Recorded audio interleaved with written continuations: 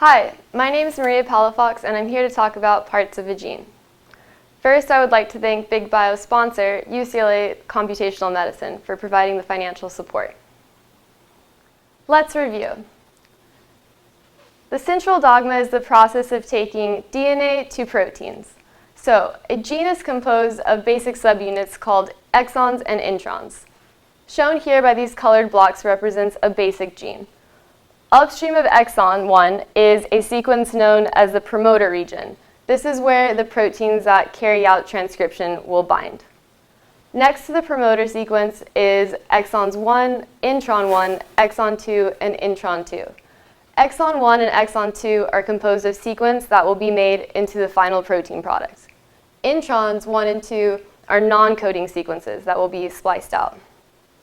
So the first step of the central dogma is transcription, where you're taking DNA sequence to a RNA sequence, which we call the primary transcript. Notice the primary transcript contains both exons and introns.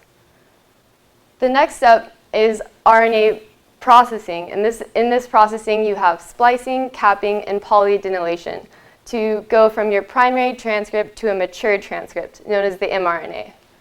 Notice that in the mature transcript, there's only exons.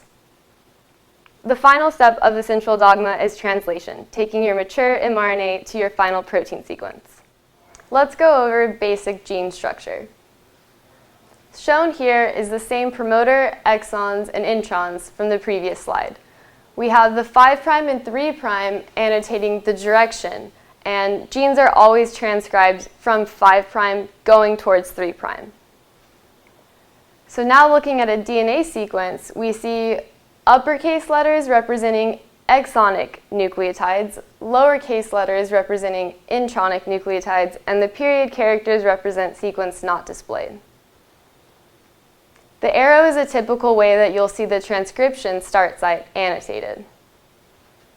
And this is not to be confused with the translation start and end site.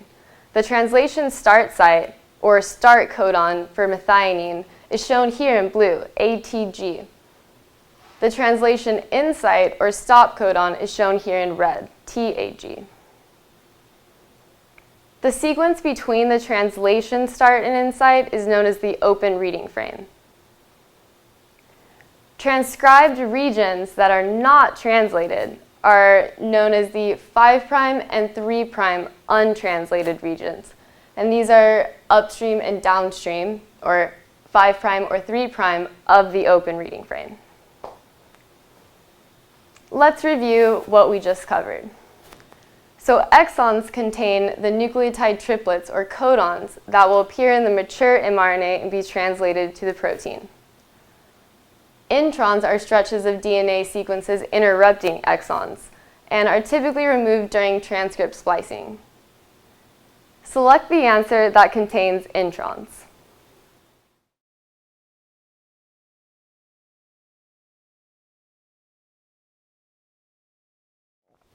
Alternative splicing. So alternative splicing is the process by which exons can be put together in different ways to make similar proteins with slightly different functions.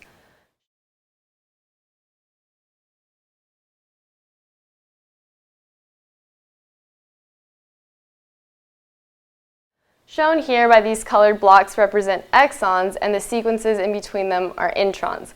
And these triangle marks denote where the intron will be cut or spliced out. Some processes involved in alternative splicing can be constitutive splicing, where you have all the exons included. Exon skipping, where you're skipping an exon, in this case shown as the pink one, skipped. Or even intron retention. This is only a few examples of the ways that transcript can be alternatively spliced, and we'll go into those more in a future module. But the main point I want you to take away from this slide is that alternatively spliced transcripts are called isoforms. So RNA splicing depends on the proper recognition of nucleotide sequences at the exon and intron boundaries, also known as splice sites. Shown here is the primary transcript with exons 1, intron 1, and exon 2. The blue boxes represent the splice sites. Specific nucleotides make up these splice sites and are critical for the proteins that do the splicing to recognize. The 5' donor site and the 3' acceptor site can be made of exonic and intronic sequences.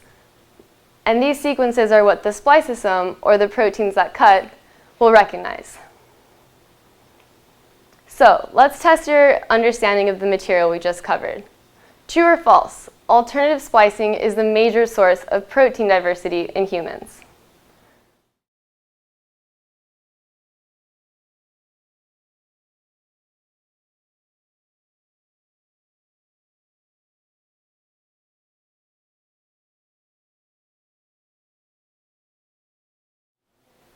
Coding sequences. Abbreviated CDS for coding DNA sequence. This is the nucleotides that will be translated into amino acids. And this is important especially when looking at databases, which will be the topic of a future module. The CDS sequences are shown here, representing just exon 1 and exon 2 nucleotides. So intron 1 nucleotides are not included. To predict the length of a protein, you can simply divide the CDS by 3, which is the length of a codon. So in this example, if our CDS is 1,440 nucleotides and we divide this by 3, we get 480 amino acids as our predicted protein length. But if you look at this actual gene's protein product, you might notice that the protein's length is 479. Why is this?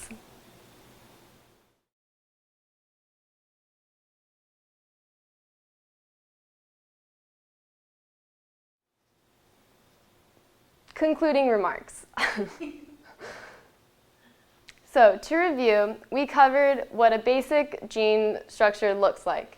Shown here again, we have the promoter sequence upstream, or 5' of the first exon, the transcription start site annotated by this arrow, and then exons 1, intron 1, and exon 2. After transcription, we have our primary transcript, and you can see here where the translation start and translation insights are. After splicing, capping, and polyadenylation, we make our mature transcript, which will finally be translated into our protein. And this protein, for this example, spells my name. Thank you for watching this video, and I look forward to making future modules.